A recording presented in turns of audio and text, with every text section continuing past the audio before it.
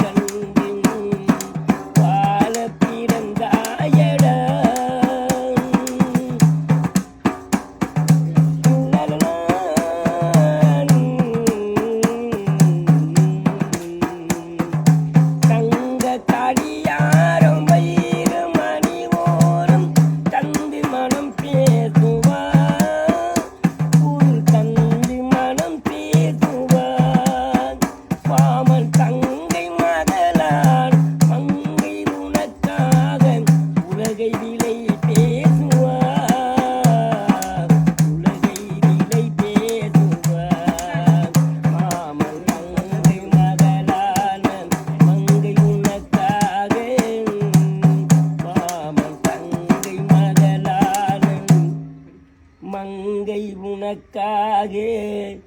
உலகை விலை பேசுவார்.